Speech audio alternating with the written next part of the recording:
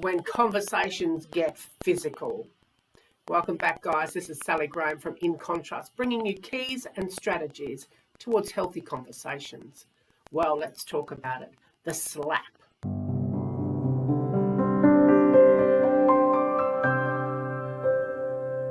Sometimes what should just be normal excitement for people, particularly those who've had trauma, can that simple feeling of excitement or looking forward to something and you get really pumped can actually trigger the fight or flight mechanism.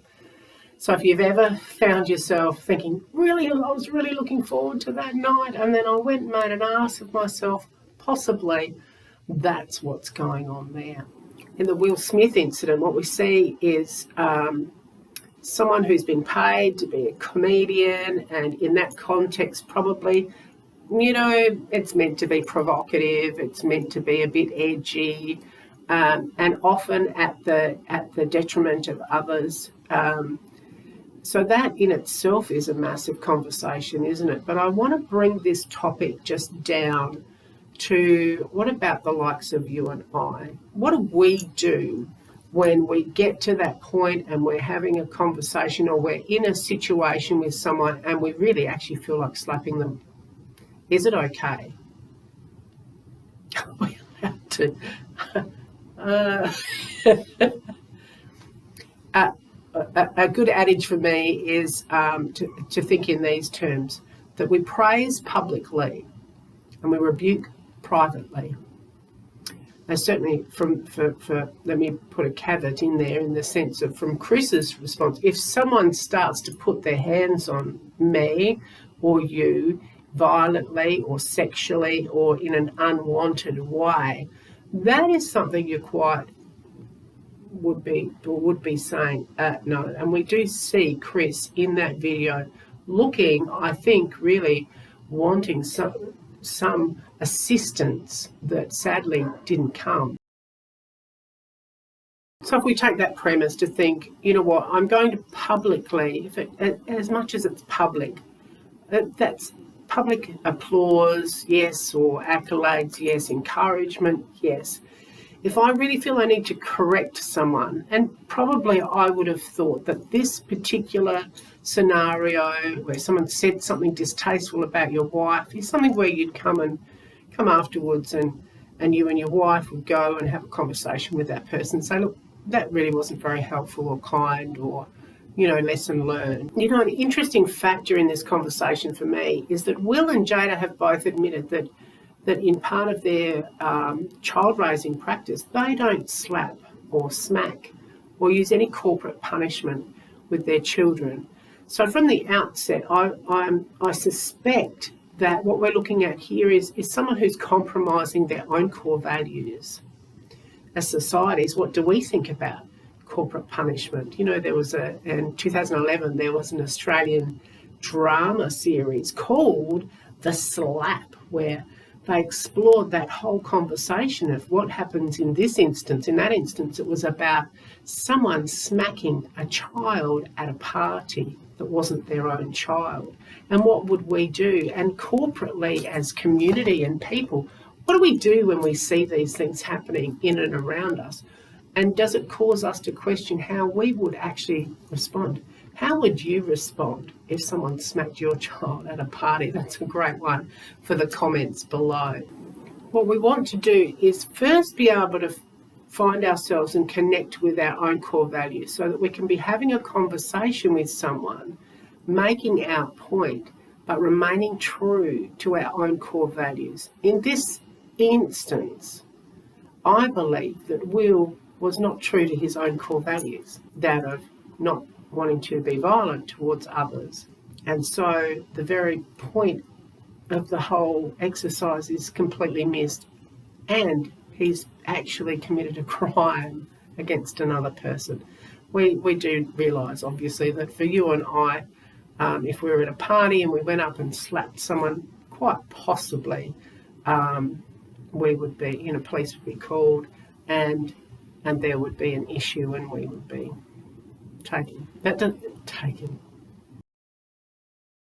So Will's gone up and he's slapped Chris, but he's also done the bravado and stomped off and had an F and rah, rah, rah, rah, rah, rah, rah. And quite honestly, all of that is counterproductive to communication. Everyone in the room has turned off at that point. No one, you can't then have this rational, supportive, lovely conversation about alopecia, or my wife was upset by that, or whether she was or wasn't. Maybe she was. All of that is out the window when we become violent and have an effing rah rah. So possibly that's you and I. Possibly we've all had our moments where we've communicated poorly. So what if you're a bit of a hothead? What are some tips and some ways that you can manage yourself? Well, in this instance, it's good to see that Will did get to an apology, albeit quite late.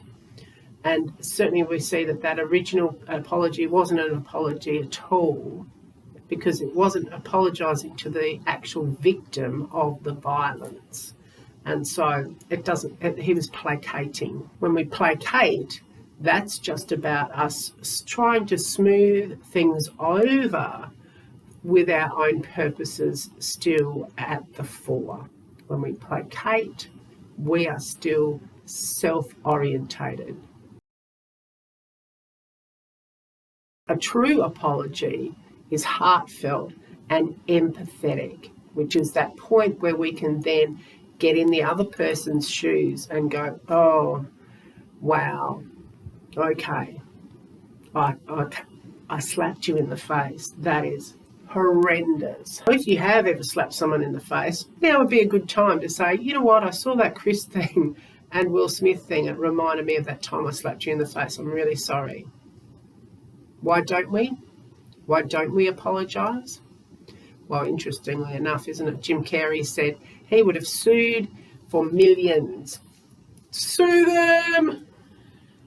And maybe that's a reason why you don't apologise, or why we don't apologise sometimes, is because, quite frankly, we're afraid of the consequences of acknowledging what we've done. So sometimes we're afraid of the consequences. We may be sorry, we should be sorry, we've done the wrong thing, but we don't really like the thought of there being consequences. For some of us, myself included, consequences sometimes mean you have to go to prison. And I would encourage you that if you're that person, better to take the consequences, clear the decks, get yourself sorted, and apologise genuinely and sincerely. But that's a big conversation. You can add that to the comments below as well if you'd like to talk about big topics like that. There's probably some simple things Will Smith could have done on that night. Rather, he was excited. He knew he was going to win the Oscar. He, instead of announcing to the world that he was going to make trouble, and sometimes we all get a bit like that, don't we? We're excited, we're over the top, we're going to get all bravado and we're going to go and smash someone. I don't know. That's the times. It's very ordinary and practical, but try not to drink on those days. If you're super high and you're a bit manic and a bit, whoa, try not to drink. Don't do drugs on those days. I'm not saying he did or whatever but I'm just saying for us normal folk. Try to be sober. Don't drink. Make sure you have a snack. Take a snack with you. Sometimes you get to a party, and you thought it was going to be a sit-down dinner and it's a finger food or whatever. Allow yourself to take a time out. You can go to the bathroom. Girls are pretty good at, go to the bathroom, go to the toilet, go for a little walk. Let someone that is with you and that cares about you know, look, that upset me, I'm just going to go for a little walk. And then come back. It's not rocket science. It's not rocket science. But in the moment, it can be tricky to have that filter and to remember to do it. So now that we've talked about those things, it's sort of in your mind and it'll be there so that when you need it, you'll think, oh yeah, Sal said. filter yourself, allow yourself time to process what has just happened so that you can remain true to your core values. Like I said before with Will, even though they don't believe in corporate punishment, here he is doing something corporate, a corporate punishment to someone who really is not, that's not his role. We can't sort of be vigilantes. And the sad thing also is that no one came to the defence of Chris in the moment. No one came and gave me a little pat. I had to throw this in there, but I have to for the sake of our little children who in Australia here will be going whack to each other in the playground. There's a very old sticks and stones. They break my bones, but names will never harm me. Now they do harm, and we know, and we live in a different world than I certainly did growing up as a child. But there is still that adage that once we take that step into a violent act towards someone, their ears turn off. I think another aspect is we really have to let go of wanting our pound of flesh. Someone hurts your feelings, and there seemed with Will there this when he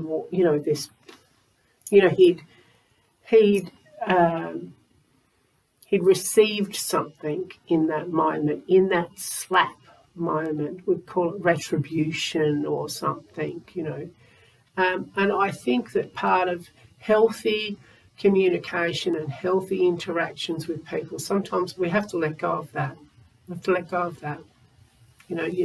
This concept of I'm going to, get something that's going to make me feel better and make me feel avenged or revenged or all of those concepts.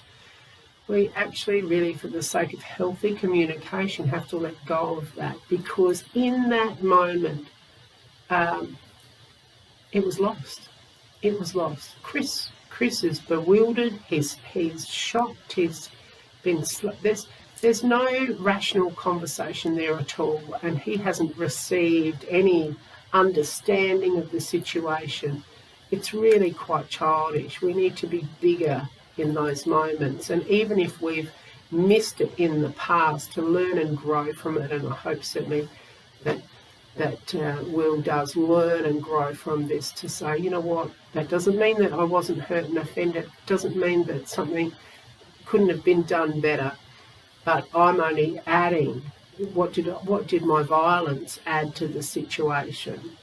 So being able to, in those moments, why do we want to, that violent urge is this urge for retribution. They're going to pay for that. And it's that moment when we feel ourselves like that, going, oh, they're going to pay, we're in danger. It's not going to be good. It's not going to be good.